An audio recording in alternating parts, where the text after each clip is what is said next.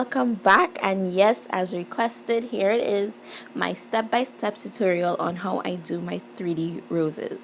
So before going into how we do the actual rose, I decided to share with you guys my liquid to powder ratio. Now this would vary, you have to find your comfortable spot, but I just wanted to show you guys what to look for. So I go into my liquid and I just swipe the excess off of my brush, and then I go into my powder on the opposite side where I did not wipe. As you guys can see, it formed a nice bead, so I drain the liquid out and I place it. The draining of the liquid helps that bead to stay in place before going into it. So for this tutorial today, I'm using my Crystal Nails A3 brush, and it is just beautiful. That point is amazing, but I also love my Pure Color number 5. It's just best. So I'm using this blue background, and this is Electric Blue by MadamGlam, and I will link it in the description box for you guys if you're interested. And I will also see if I can find a link to the brushes that I'm using. So I'm going in with my first bead of acrylic. Now I drain the liquid out and I place it. After placing my bead, I did wipe my brush off because there's still liquid in that brush and you don't want it. Also shape my brush, and then I go in and form a C shape or a crescent shape using the body of my brush to work that petal out into the shape and the size of the petal that I want, and then continuing to press that bead with the body of my brush, keeping the tip of my brush to where I want the center of my rose to be. And here we have our first rose petal. Now I'm going to repeat the same thing, pick up a bead, drain the liquid out, and this time I'm going to place this bead in the center of that first rose petal. Wipe the excess liquid off and reshape my brush. Now I'm going to go in and make my crescent shape,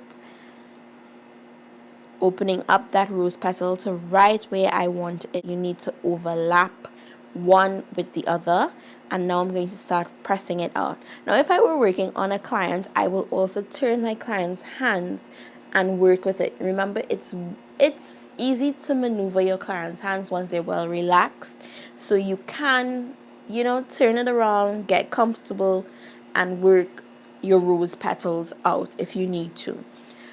Now I'm going to repeat the same thing again, this time placing it in the center of the second petal that we just did.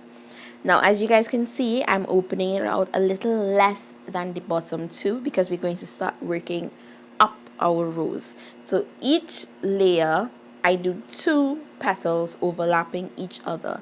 Now I don't do a massive amount of petals. My rose consists of probably 4 or 5 petals and the center bud. So I'm just going to continue, and as you get to the center, it is going to be a little more difficult with that point to work with the body. So in the center is when you actually work with the point of your 3D brush. So here we have our 3 petals overlapping each other. Now this is what I'm about to show you guys, what I was talking about with that bead. Once you get that perfect consistency and you place that bead in the middle, it is not going to run everywhere. This is going to stay put. Now you can leave the center of your rose like that, or I'm going to show you guys what I love to do, and this is a trick that I discovered. To make another layer of rose petals without doing individual petals like what we just did, I go into that bead with the point of my brush and create a circle. Then using as much of the body of my brush as possible, I'm going to press all the way around that bead that we just did, opening it up to create a layer of petals on top of what we just did. Now it is going to get tight, so you might find that you're using more of the tip of your brush than the actual body of your brush, and that's because our workspace has gotten smaller. So this is what it looks like. So now with a small tiny bead of acrylic, we're going to create our bud in the middle, and that is it. That is how I do my roses. I hope you guys enjoy this video. Now this is actually a real-time video, and I did repeat this process for you guys so you can have another go at it. You can go ahead and pause the video and work along with it if you want to, but I just didn't find that the nail looked complete, which is one big gigantic rose. So I showed you guys how to do a smaller rose using the exact same brush. Now for my centerpiece, I do create that little bud by going into it and creating a sort of a spiral with the acrylic. I try to keep my 3D designs as close to the nail plate as possible. The reason for this is the clients that I have that actually like 3D don't like 3D that gets hooked in everything or makes them uncomfortable. So to keep my clients comfortable and with something that they like, I try to keep it as flat as possible. Now these 3Ds being as flat as they are is easy to encapsulate as well. So if it is that I do have to encapsulate it, it is a routine that I have that it's already flat enough so that my acrylic encapsulating or my gel encapsulating doesn't end up too bulky on the nail to cause me to file so much or to cause me to even file into my roses if it is that I do it too high. So if it is that you need to encapsulate glitter or 3D and all that good stuff, you need to keep this in mind.